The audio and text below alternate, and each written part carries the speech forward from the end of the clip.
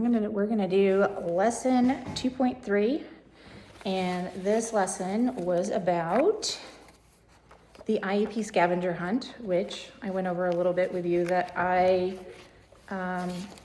when I did it, I made sure that it matched an actual IEP, and I used my pseudo child. I went through and just looked at each piece of the IEP and also rated using the IEP rating scale. And I mean, I definitely have some areas that I would like to see, always the goal writing, measurable annual goals is a tough one. In the transition, we don't have a lot of age appropriate transition documents that I think are a really good definition and can really get to what our kids want to do and can do.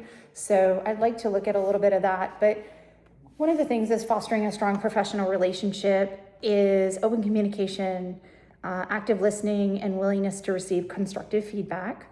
We always trying to have a growth-oriented mindset when I work in this job, because I call them my smart people. You're one of my smart people that I go to, because you have to be open to collaboration in this job, because every day something has happened, and to assess that and to go to people who may have dealt with this, or coming together and saying, hey, this did not work, or this worked, but this could be better. So, I mean, self-reflection is a really big thing that me and a couple of my team members are really, really good at. If we have a situation, and we can make adjustments for that. And even curiosity, the curiosity of, it's not even professional development as much as what can I do better? What is out there to help me do better? And the curiosity of what drives these kids. That internal piece sometimes is really, there's always a motivator there. The educational equality is a really big one, because I think we have to look at systematic barriers, and especially with Knox County schools, how do we make sure that, because we are Ridgedale, that we are advocating appropriately for supports and services and accommodations to allow meaningful access and to instruction and support. So my SMART plan goals, one of them that I did add was reviewing I put a professional goal writing of growth for given access to the rubric and sample IEPs and mentor feedback. I will write measurable annual IEP goals that include a clear condition, observable behavior, and specific performance criteria with accuracy and frequency, with 100% completion. Out of 2 out of 3 practice IEP goals by the end of the semester. And at this point, I have a couple more IEPs coming up, so I'll be able to meet that. So one of my questions I do have for you is, what strategies do you recommend for writing IEP goals?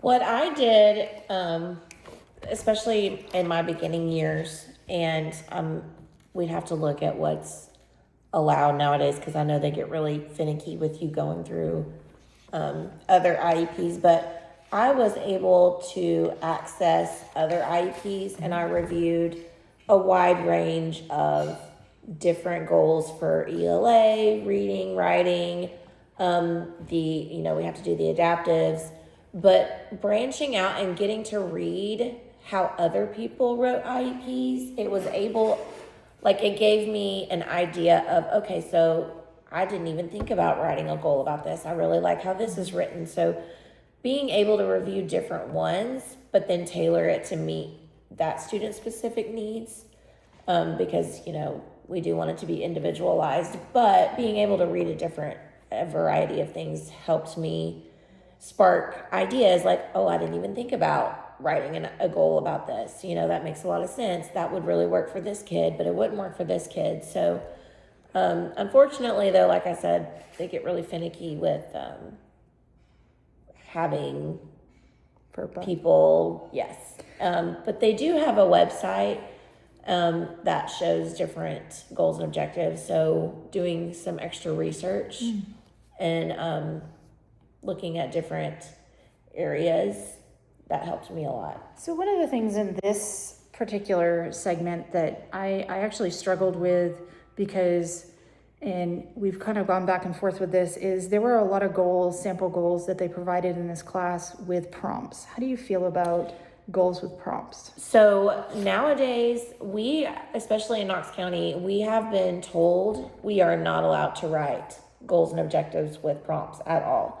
Because what that does is they are saying that creates a prompt dependent child. And we want them to strive for as much independence as possible, even to the point where they're doing some more lessons and like some DLD days for EAs and talking about prompts, because people are prompting and they're not even realizing that they're prompting, especially with the verbalizations, which is the hardest one to fade out. So I would definitely try to steer away from adding any kind of prompting in any goals and objectives, because what they'll do is they'll make you rewrite them. Thank you.